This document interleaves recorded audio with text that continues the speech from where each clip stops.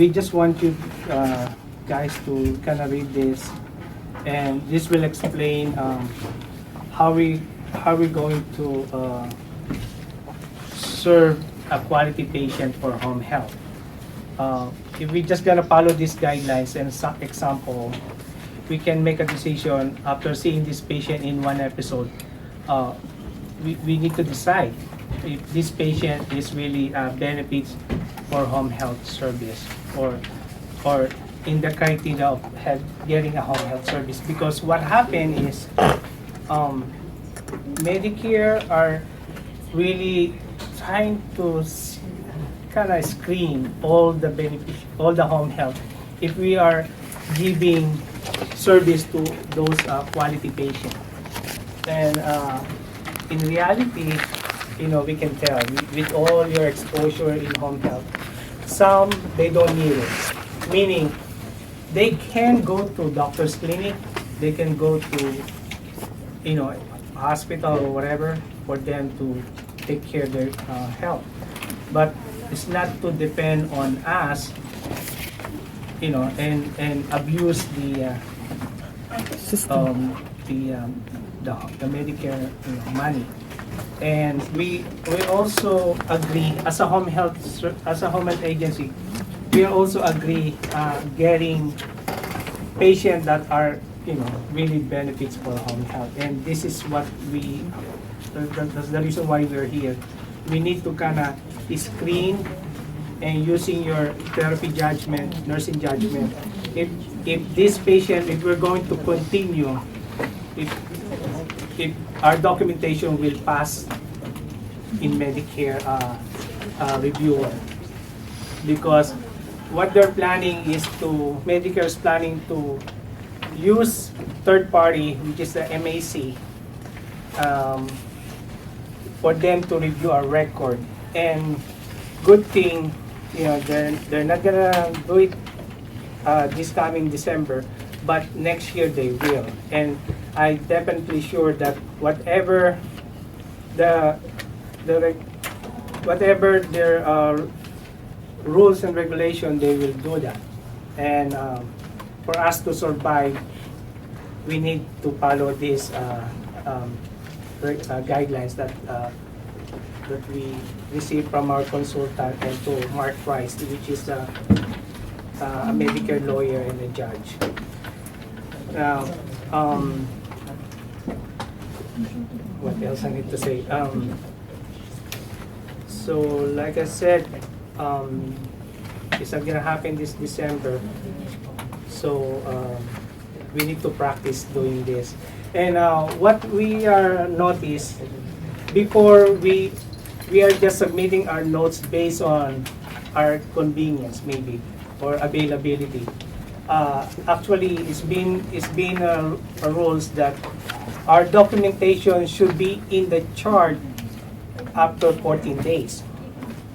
So when the surveyor walks in, CHAPS or Medicare surveyor, when they walks in, they requested immediately 10% of our census, and we only have 30 minutes to produce that chart online, even though we are online, because we told them we just prefer to use hard copies.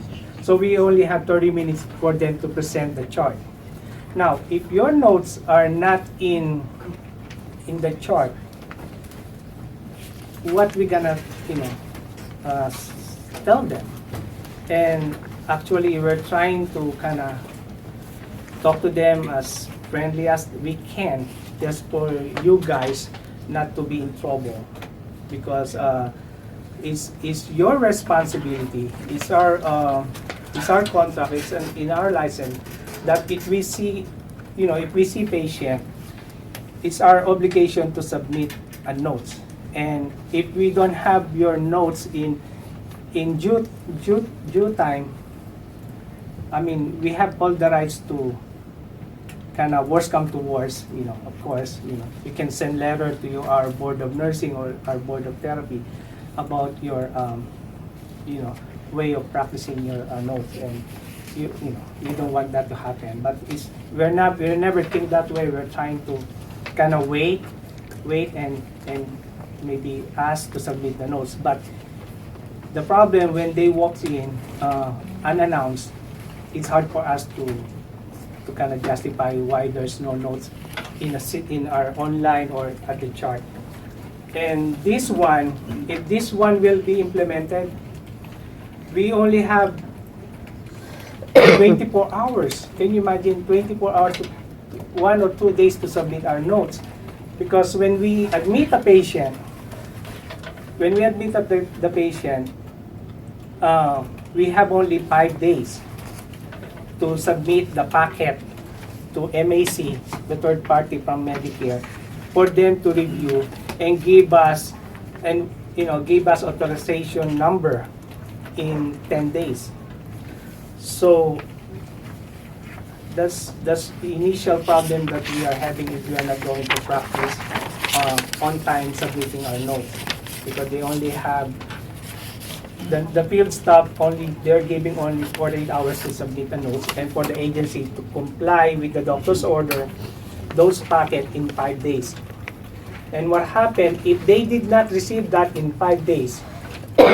That means that episode is already penalized 25% less from the reimbursement or from the payment. So if they're paying us 1,000, they already deducted 250 and we only getting 750. Okay. On top of that, after the 60 days episode, before they pay us the 750 remaining, they have rights to review our record. They're gonna review our record for them to pay us the remaining 75%.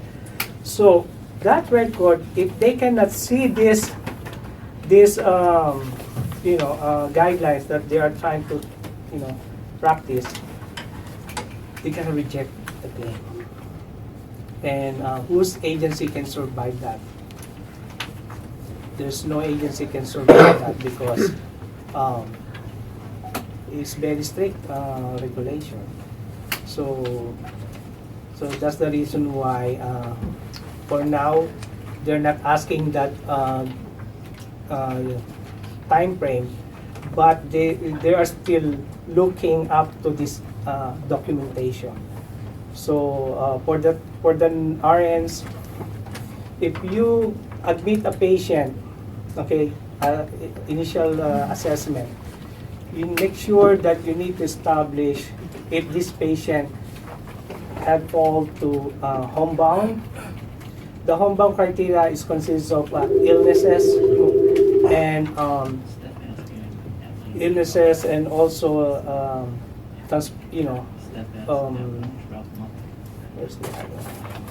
illnesses and inability to leave the home. So that's homebound criteria. Now the second part is the taxing effort. What are the taxing effort? There is consists of structural, functional, and activity restriction or limitation. And the third one is the medical necessity, which is from acute care, those kind of issue. So they're gonna look onto that. They don't care about the doctor's order. Just to let you know, Medicare is not actually is part of the requirement that they see doctor's order, right? But when they review our records, it really doesn't care if whatever the doctors put in there is the way we document and the way we describe why this patient needs home health. So that's part of the RNs. Now for the PT, when we do evaluation, our main focus is, if there's a room of progress, or maybe maintenance. But now their thinking is if this patient is really have a room or rehab potential, Meaning, if we are evaluated the patient and patient is being like in a chair or confined in a bed and all the joints are contracted, I mean, for so many years, 2 years ago, 5 years ago, I don't think we can see some kind of rehab potential there. But they suggest, because the doctors order us PT, the only thing we can do is home exercise program. PT needs to give this patient a frequency of 6 or 8 just for home exercise program. You guys agree as a therapy? Do you agree in that kind of thinking? Is that acceptable in home health? If the patient has somebody at home, they can educate the people around the patient to do that for the patient. So giving 6 visits is just Justified. justified. Depends with the mental state of the patient, if they can remember or also. Because me myself, I'm thinking, is that really acceptable in home health? Because of it's for sure it's like our patient will be kind of, before we have too many patients. But if we're going to apply this, I just want to hear your opinion. If we're going to apply this, most likely we're going to lessen our patient. But it's quality, meaning you don't need to worry if we're going to continue to take care of this patient. You're sure that Medicare will not go after you, your documentation. So I think I really agree on this kind of thinking now by Medicare, meaning we cannot just keep continue, do eval, because patient request or family request or doctor request. Like I said, even doctor's request is not very important to them, as they're saying. It should be based on our documentation. They don't have problem in 1 year, as long as you can see there's a rehab potential. Why not? From before this patient discharged from the hospital, he can do things. He can wash dishes, laundry, whatever. But because of the severe stroke or maybe surgery, they confine in bed or wheelchair.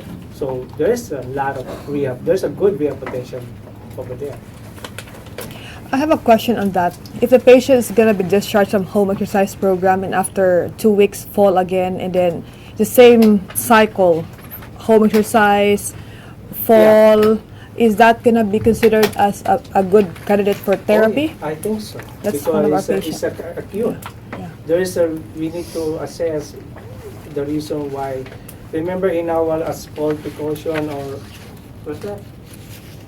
Fall assessment, there's a lot of category that we need to consider, medication, illnesses, environment, support, like DME, those kind of things. So yes, I think that's some kind of we can send you guys back for evaluation and address the problem. But for the nursing part, like I said, it really start from you guys, because when we send you there, especially the RNs, we send you there, your assessment should be at least complete. When you submit your OASIS, there's a reason why every section there is some kind of question there. There's a reason why it's in there. Don't send your OASIS blank. Because I'm having a hard time sometimes. I call the family, I call the patient and ask about immunization.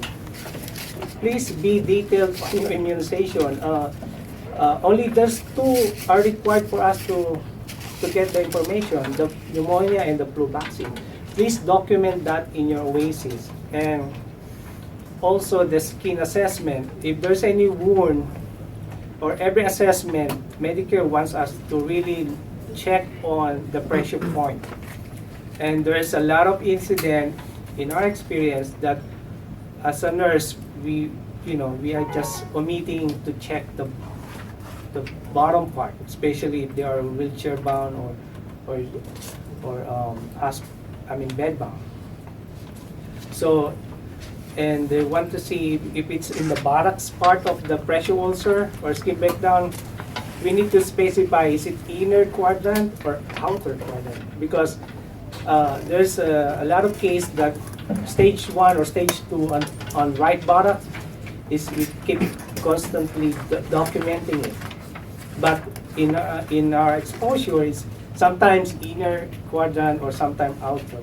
So just be more specific. So in that way, we have a good justification why we're going to continue. And stage 1 and stage 2, for them, it's not a big deal. But for us, we'll see this patient based on the patient needs. She just by themselves, or there's there's less help. I mean, stage 1 for us is a big deal because in overnight, this can become a stage 4. And for me, I can make an argument from the surveyor. Don't tell me stage 1 is just stage 1. I will not buy that because stage 1 for me is a serious condition that I cannot just ignore it. And then also medication.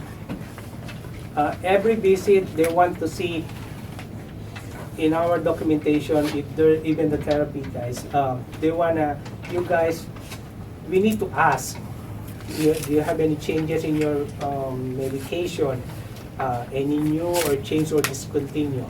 Because it's very important for us to know. And for this, let me just tackle that.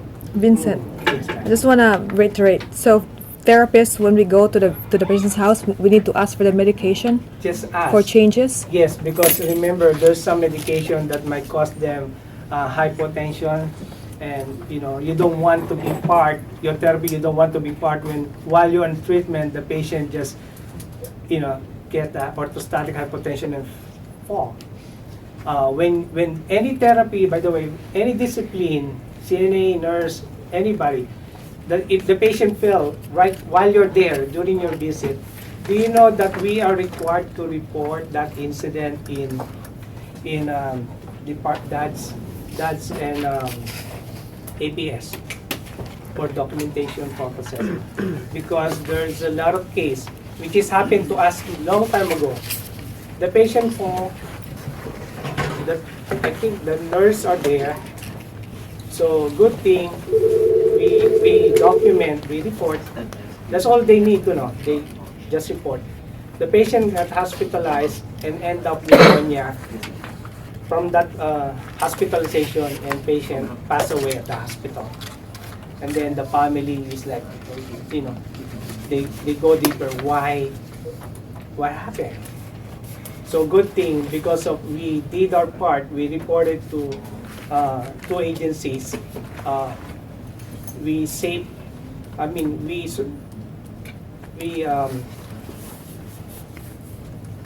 can I say this? We are not going to get in trouble from whoever. Yeah, because we did our part. So, yeah, that's very important. So medication is really important for everybody to know, so you know where you're coming from. And then okay, this is always happen, outside parameters.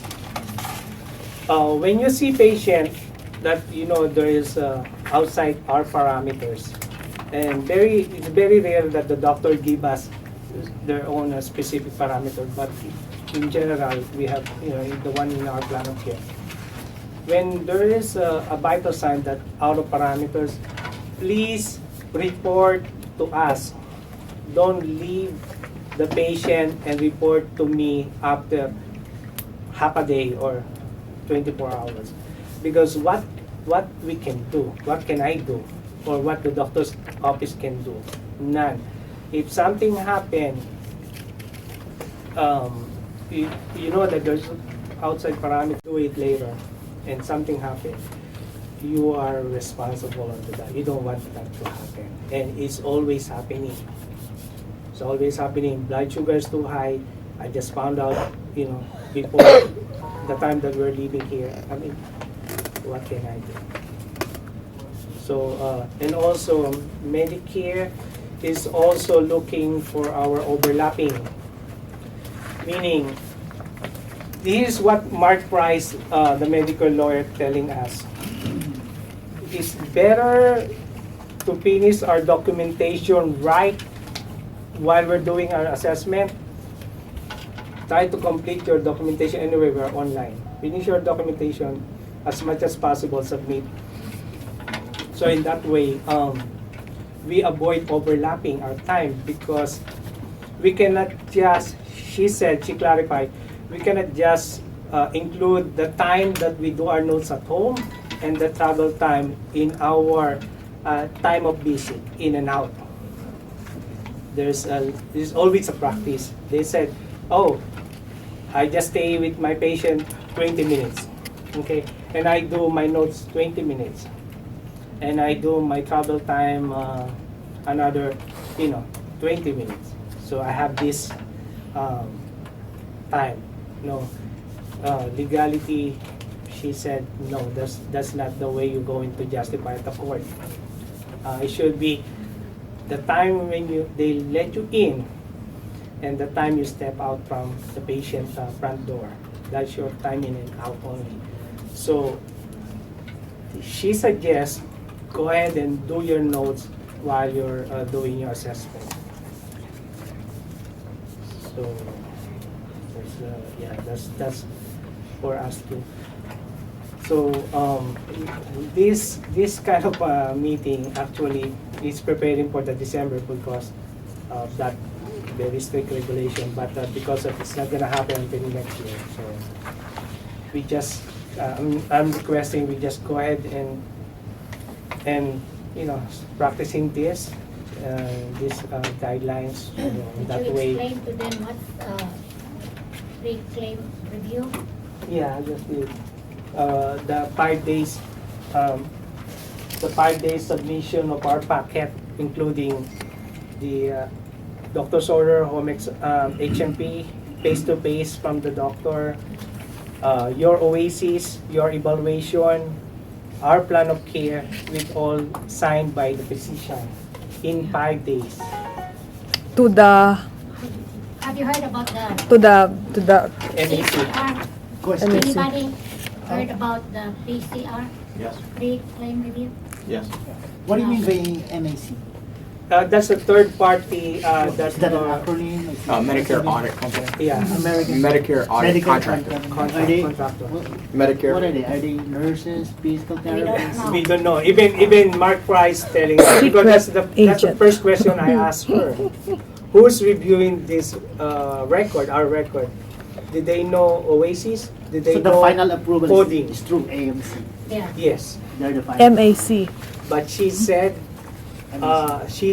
based on her what she's hearing, That's the other. MAC they have they have a system. So their employee, what they do is just put in code or put in our records to the computer, and the computer will decide. Can you imagine? What? Yeah, that's real. Even our ADR, that's how they do. They have this. They just have a system, and anybody can just type whatever they are required to type, and the computer will decide if our claims are approved. Can you imagine? Doctors Because are even using that system too. Hmm? Doctors are even using that system too. Yeah, but come on, our documentation should be read by like us, medical people, and how they do right judgment if they don't know how the OASIS works and how they do coding, because even the coding they have a coding rules. So that's the reason why this program is being postponed, and I hope it's not gonna happen. But But our documentation, whatever documentation we talk about, that is very important because it's always been a practice for a while. So, Angie, what else? I think I just mentioned. So we don't need doctor's order now for the number of visits for the therapist, right? It's No, the no, no, nurse who no. will determine. Yeah, it's always the okay. When the doctors give us an Skilled nurse. order for PT evaluation, Yeah. of course it's a therapy judgment. How many frequency, if the patient will benefit. So it's all up to the therapy. And even To me, me, what I find is, and I see this a lot, but to me, where I find the disconnect is between the OASIS and the PT, for instance, PT initial evaluation, right? Okay. Generally speaking, OASIS are done by RNs, right? Correct. And the functional, I guess, scores, are Yes. basically, essentially, The the way PINs. it's looking through an RN viewpoint, right? Mm-hmm. And when you see a PT note, that we're looking at it from a therapy point of view, Exactly. right? For instance, that, and sometimes we see a disconnect between the two. Oftentimes, we see start of cares that are done by RNs ranking patients at a higher functional level than when they are evaluated by PT. So one of the things that we're going through with the agencies that are really looking to make the most out of, I guess I call this an opportunity for everybody to realign, correct. is to have in-services on what a PT evaluation looks like. Yeah. See what a time to get up and go looks like. See what we call a mod assist transfer. Yeah, if the nurses are going to be the ones that do the start of care, and those are the scores that are going to be what determines how well or how much therapy a patient How much should have, then the PT note and the start of care note should be equal to each other. If Correct. they're not, you're going to see a disconnect. That's true. You know. Even And, on the pain level too. what are the Right. therapy using PIMS? About the functional, how you guys measure about the functionality, functional performance of the patient? Like, what's that? Yeah, we PIMS. usually What's do PIMS? PIM, but not Yeah, PIMS. not so much in home health. Is that setting. apply in home health? Yeah, not so much. But the regular like contact guard, standby assist, minimal assist, which is 25%, 50%. So, but it's I don't know in home health, but in rehab it's a standard FEM using the FEM system. Right. So We could utilize a FIM scoring scale in home health as well. I We think try that and will help. yeah, I think so too. But essentially, what he's saying is the contact guard, min assist, mod assist, max assist, they should match up to a FIM score though. It's just maybe a different way of saying it. And sometimes it's more easily read as a FIM score than a contact guard because that seems more subjective. A FIM score seems more objective. But what we're Right. trying to incorporate in all of our notes are the objective measures that we use to determine a patient's fall risk, for instance. You know, a TENETIs, a time get up and go. We try and incorporate that into our eval, our reassessment, our discharge, and even some of the treatments in between, so that we can objectively measure functional progress. Right? But yeah, I mean, But the initial the initial contact though done by the nursing, it just basically just give the broad, Yeah, very generalized, Yeah, so yeah. I think it's the judgment That's- has to go to the evaluation of the therapist. that's the reason why. it depends if the and this is what we see. I don't mean to hijack. No, no, no. I'll stop after this. I promise. If the OASIS is done by an RN that sits and asks for the patient, hey, can you get up and walk to the bathroom? Can you bathe yourself? And the patient sits there and answers the question, and that's Yes, it's do you always need the help? answer. Do you not need help? And the questions are what's dictating the score, and then the PT comes behind and says, show me. Get out of bed now. All right, go Correct. sit on the toilet and go stand up. Put this shirt on and show me this. And then we measure it on that end. It's just two ways of measuring something. I think it's more accurately to go through the entire physical examination of the patient is doing all that. Also understand it's timely too, and so that's the biggest disconnect is the OASIS scores and then what we say on the therapy side where that patient is, because that'll determine. No one really looks at the PT note, for instance, Actually, to determine. Here's how they review the OASIS with the surveyor and with the reviewer from Medicare. Our ADL's assessment in our OASIS is very broad meaning. But I suggest for the RNs, when you see that there's a really a functional limitation with our patient, you better score or answer your score on the highest number as much as possible. And that's the reason why we always involve PT to do evaluation. And I mean, we never dictate. I don't know if you guys hear from other agencies that they dictate your frequency. Me, I've been, sometimes every now and then I have an argument with my administrator because I don't want to kind of challenge what the therapy is telling me. If there is a potential, there is a potential. I don't limit them. That's the professional Just make judgment. sure that your documentation is justified if it's time for review. Now, if we're going to involve OT for the therapy company, sending OT is not just for upper extremities. Our main goal sending OT is to please coordinate with our CNA. Because in most cases, when we send CNA, it's always partner with the OT.